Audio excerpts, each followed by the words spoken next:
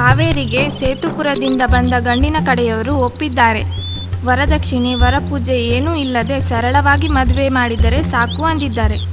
ಮತ್ತ್ಯಾಕೆ ನೀವು ಮೀನಮೇಷ ಎಣಿಸ್ತಾ ಇದ್ದೀರಿ? ನೀನು ಹೇಳೋದು ನನಗೆ ಅರ್ಥ ಆಗ್ತಾ ಇದೆ. ಆದರೆ ಎಷ್ಟೇ ಸರಳವಾಗಿ ಮದುವೆ ಮಾಡಿದ್ರೂ 15,000 ರೂಪಾಯಿ ಅಂತೂ ಬೇಕೇ ಬೇಕು. ನನ್ನ ಹತ್ರ ಉಳಿತಾಯದ ಹಣ ಅಂತ 5,000 ಇದೆ. ಉಳಿದ ಹಣಕ್ಕೆ ಏನು ಮಾಡೋದು ಅಂತಲೇ ಗೊತ್ತಾಗ್ತಾ ಇಲ್ಲ. ನಮಗೆ ಇರೋ ಆಸ್ತಿ ಈ ಹಳೆ ಮನೆ ಮತ್ತೆ 2 ಎಕರೆ ಹೊಲ. ಮನೆ ಮಾರೋಣ. ಮಗಳ ಮದುವೆ ಆದ ಮೇಲೆ ಯಾವುದೋ ಒಂದು ಗುಡಿಸಲಿನಲ್ಲಿ ಇದ್ದರಾಯ್ತು. ನಮ್ಮ ಹಿರಿಯರಿಂದ ಬಂದ ಆಸ್ತಿ ಅದು. ಹಾಗೆಲ್ಲ ಮಾರೋಕ್ಕೆ ಆಗುತ್ತೇನೆ? ಸುಮ್ಮನೆ ಏನೇನೋ ಹೇಳಬೇಡ. ಮಗಳ ಮದುವೆಗಿಂತ ಹಿರಿಯರ ಆಸ್ತಿ ದೊಡ್ಡದ ಹೇಳಿ? ನಿನಗಿದೆಲ್ಲ ಅರ್ಥ ಆಗಲ್ಲ. ಏನೋ ಒಂದು ವ್ಯವಸ್ಥೆ ಮಾಡೋಣ. ನಾಳೆ ಗಂಡಿನ ಮನೆಗೆ ನಮ್ಮ ಒಪ್ಪಿಗೆನೂ ತಿಳಿಸಿ ಬರ್ತೀನಿ. ಏನೋ ಒಂದು ಮಾಡಿ. ಒಟ್ಟಾರೆ ಸುಸೂತ್ರವಾಗಿ ಮದುವೆ ಒಂದಾದರೆ ಸಾಕು.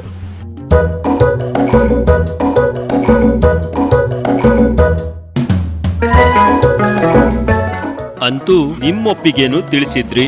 ತುಂಬಾ ಸಂತೋಷ. ಈ ಮಳೆಗಾಲ ಮುಗಿದ ಮೇಲೆ ಒಂದು ಒಳ್ಳೆ ದಿನ ನೋಡಿ ಮದುವೆ ಮುಗಿಸೋಣ. ಸರಿ ರಾಮಯ್ಯನವರೇ, ನೀವು ಹೇಳಿದ ಹಾಗೇನೇ ಆಗಲಿ. ನಾನಿನ್ನು ಹೊರಡ್ತೇನೆ. ಇವತ್ತಿದ್ದು ನಾಳೆ ಹೋಗ್ಬೋದಲ್ಲ? ನಿಮ್ಮ ಭಾವಿ ಅಳಿಯ ಇನ್ನು ಸ್ವಲ್ಪ ಹೊತ್ತಲ್ಲೇ ಬರ್ತಾನೆ. ಮಾತಾಡ್ಸ್ಕೊಂಡೇ ಹೋಗ್ಬೋದಾಗಿತ್ತು. ಮದುವೆ ಆದ್ಮೇಲೆ ಮಾತಾಡೋದಂತೂ ಹೇಗೂ ಇದೆ. ಈಗಲೇ ಹೋದ್ರೆ ಕತ್ಲಾಗೋದ್ರೊಳಗಡೆ ಮನೆ ತಲುಪಬಹುದು. ಮನೆಯಲ್ಲಿ ಹೆಂಗಸರು ಇಬ್ಬರೇ ಇದ್ದಾರೆ, ಅದಕ್ಕೆ. ಅದು ಸರಿನೇ. ನೀವು ಒಂದ್ಸರಿ ಮನೆ ಕಡೆಗೆ ಬನ್ನಿ. ಮದುವೆಗೇನೋ ಒಪ್ಪಿಗೆ ಕೊಟ್ಟಾಯ್ತು. ಇನ್ನು ಹಣ ಹೇಗೆ ಹೊಂದಿಸೋದೆಂದು ನೋಡಬೇಕು. ನನಗ್ಯಾಕೋ ವೀರಯ್ಯನೇ ಗತಿ ಅನ್ಸುತ್ತೆ. ಸ್ವಲ್ಪ ಬಡ್ಡಿ ಜಾಸ್ತಿ ಆದ್ರೂ ಬೇರೇನು ದಾರಿ ಇಲ್ಲ.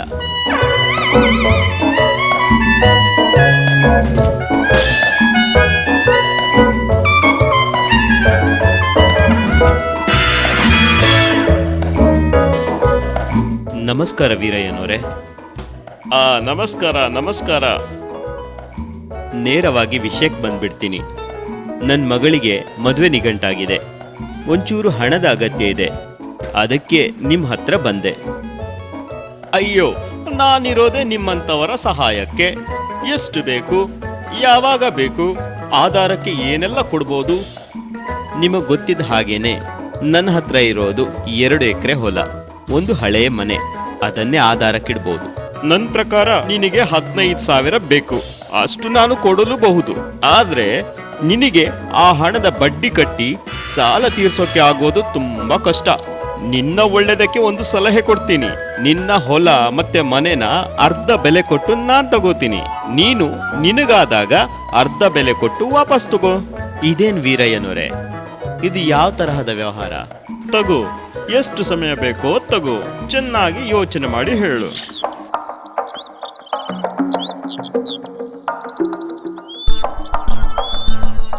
ನಮಸ್ಕಾರ ಶಿವಣ್ಣನವರೇ. ಓ ನಮಸ್ಕಾರ. ಏನು, ಹೇಗಿದ್ದಿ? ಆರಾಮಿದ್ದೀನಿ. ನನ್ನ ಮಗಳು ಕಾವೇರಿಗೆ ಸೇತುಪುರದ ರಾಮಯ್ಯನವರ ಮಗನ ಜೊತೆಗೆ ಮದುವೆ ನಿಗಂಟಾಗಿದೆ. ತುಂಬಾ ಒಳ್ಳೆ ಸುದ್ದಿ. ರಾಮಯ್ಯ ನನಗೂ ಪರಿಚಯದವರೇ, ಬಹಳ ಒಳ್ಳೆ ಮನುಷ್ಯರು. ಆದರೆ ಮದುವೆಗೆ ಬೇಕಾದಷ್ಟು ಹಣ ನನ್ನ ಹತ್ರ ಇಲ್ಲ. ಅದಕ್ಕೆ ವೀರಯ್ಯನ ಹತ್ರ ಹೋಗಿದ್ದೆ. ಏನು, ವೀರಯ್ಯನ ಹತ್ರನಾ? ಅವನು ಜಿರ್ಲೆ ಸಂತಾನದವನು, ಜಿಗಿಣೆ ಬುದ್ಧಿ ಅವನು. ಒಂದ್ಸಾರಿ ಅವನ ಹತ್ರ ಸಿಕ್ಕಾಕೊಂಡ್ರೆ ಮುಗೀತು. ಮನೆ ಮಠ ಮಾರಿನೇ ಹಿಂದೆ ಬರಬೇಕು. ಇನ್ನೇನ್ ಮಾಡೋದು ಸೋಮಣ್ಣ? ಅಷ್ಟೊಂದು ಹಣ ನಮ್ಮೂರಲ್ಲಿ ಬೇರೆ ಯಾರು ಕೊಡ್ತಾರೆ ಹೇಳು? ಅದು ನಿಜಾನೇ ಸೂರಯ್ಯ. ಮಗಳ ಮದುವೆ ಅಂದಮೇಲೆ ಸಾಲ ಸೋಲ ಇವೆಲ್ಲ ಇದ್ದಿದ್ದೆ.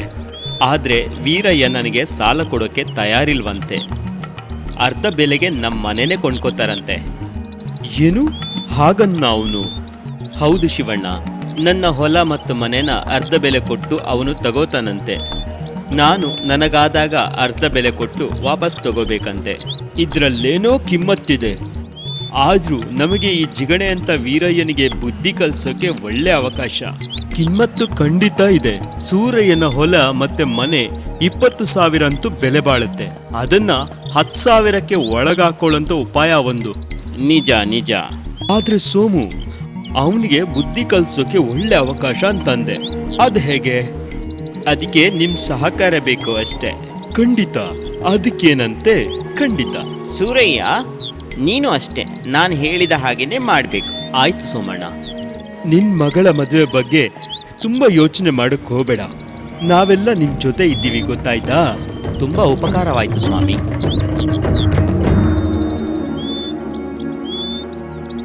ಬಾ ಸೂರಯ್ಯ ಬಾ. ಏನ್ ಯೋಚನೆ ಮಾಡ್ದೆ? ನೀವು ಹೇಳಿದ್ದೆ ಸರಿ ಅಂತ ನಿರ್ಧಾರ ಮಾಡಿದೆ. ನಾವು ಗ್ರಾಮ ಪ್ರಧಾನ ಶಿವಣ್ಣನವರ ಮನೆಗೆ ಹೋಗಿ ಕರಾರು ಪತ್ರ ಮಾಡಿಕೊಳ್ಳೋಣ. ಸರಿ, ಹಾಗಿದ್ರೆ ನೀನು ಪತ್ರಕ್ಕೆ ಸಹಿ ಹಾಕಿದ ಕೂಡಲೇ ನಿನ್ನ ಹಣ ನಿನಗೆ ಕೊಟ್ಟು ಬಿಡ್ತೀನಿ.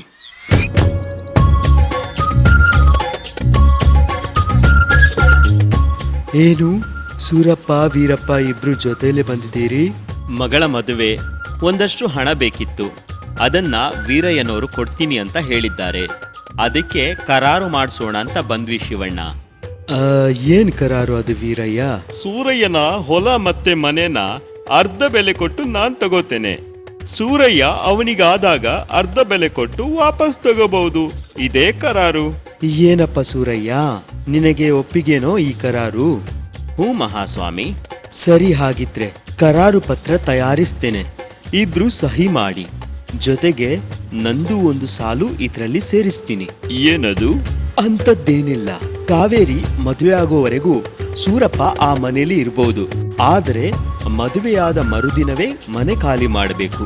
ಇಲ್ಲ ಅಂದ್ರೆ ಅರ್ಧ ಬೆಲೆನ ವೀರಯ್ಯನಿಗೆ ಕೊಟ್ಟು ಆ ಮನೆ ಹಾಗೂ ಹೊಲನ ವಾಪಸ್ ತಗೋಬೇಕು ಅಂತ. ಒಪ್ಪಿಗೆನ ವೀರಯ್ಯ? ಊರ್ ಮಗ ಆಗಿ ಇಷ್ಟು ಮಾಡದೇ ಇದ್ರೆ ಹೇಗೆ? ಸರಿ, ನನಗೆ ಒಪ್ಪಿಗೆ ಇದೆ.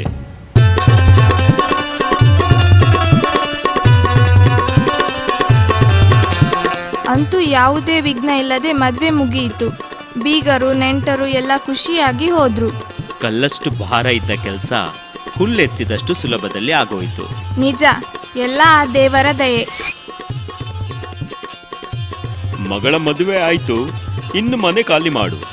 ಇಲ್ಲೇ ಇರ್ತೀಯ ಅಂತಾದ್ರೆ ತಿಂಗಳಿಗೆ 50 ರೂಪಾಯಿ ಬಾಡಿಗೆ ಆಗುತ್ತೆ. ಹಾ ವೀರಯ್ಯನವರೇ, ಕರಾರು ಪ್ರಕಾರ ಏನಿದೆಯೋ ಹಾಗೆ ಆಗಲಿ.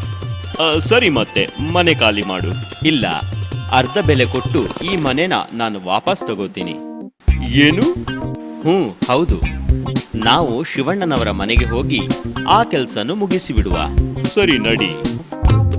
ಅಂತೂ ಬಹಳ ಚೆಂದಾಗಿ ಮಗಳ ಮದುವೆ ಮುಗಿಸಿದೆ. ಎಲ್ಲ ನಮ್ಮ ವೀರಯ್ಯನವರ ಕೃಪೆ. ವೀರಯ್ಯನ ಸಹಾಯ ಬಹಳ ದೊಡ್ಡದು ಬಿಡು. ಈಗ ಬಂದ ವಿಷಯ, ಈ ಸೂರಯ್ಯ ಅರ್ಧ ಬೆಲೆ ಕೊಟ್ಟು ಮನೆ ಹೊಲ ವಾಪಸ್ ತಗೋತಾನಂತೆ. ಒಳ್ಳೆ ವಿಚಾರ. ಸರಿ ಸೂರಯ್ಯ, ಅರ್ಧ ಬೆಲೆ ವೀರಯ್ಯನಿಗೆ ಕೊಡು. ನಿಮ್ಮ ಕರಾರು ರದ್ದಾಗುತ್ತದೆ. ಪೂರ್ತಿ 5,000 ರೂಪಾಯಿ ತಗೊಳ್ಳಿ. ಏನು? 5,000ನಾ? ನಾನು ಕೊಟ್ಟಿದ್ದು 10,000 ನಿನಗೆ. ಕರಾರು ಪ್ರಕಾರ ನಾನು ನಿಮಗೆ ಅರ್ಧ ಬೆಲೆ ಕೊಡಬೇಕು. 10,000ದ ಅರ್ಧ ಬೆಲೆ ಅಂದ್ರೆ 5,000, ಸರಿ ಅಲ್ವಾ? ಹೌದು ವೀರಯ್ಯ, ಸೂರಯ್ಯ ಹೇಳ್ತಿರೋದು ಸರಿ. ಕರಾರು ಪ್ರಕಾರ ಸೂರಯ್ಯನ ಹೊಲ ಮತ್ತೆ ಮನೆನ ಅರ್ಧ ಬೆಲೆ ಕೊಟ್ಟು ವೀರಯ್ಯ ತಗೊಳ್ತಾರೆ. ಸೂರಯ್ಯ ಅವನಿಗಾದಾಗ ಅರ್ಧ ಬೆಲೆ ಕೊಟ್ಟು ವಾಪಸ್ ತಗೋಬಹುದು. ಅದೇ ರೀತಿ ನೀನು ಸೂರಯ್ಯನ ಮನೆಗೆ 10,000 ಬೆಲೆ ಹಿಡ್ದಿ, ಅದರ ಅರ್ಧ 5,000 ಸೂರಯ್ಯ ನಿನಗೆ ವಾಪಸ್ ಕೊಟ್ಟು ತಗೋತಾ ಇದ್ದಾನೆ. ಅಂತೂ ಈ ಅರ್ಧ ಬೆಲೆ ಕರಾರು ನಾನು 5,000 ಕಳ್ಕೊಳ್ಳೋ ತರ ಮಾಡ್ತು. ಇರ್ಲಿ.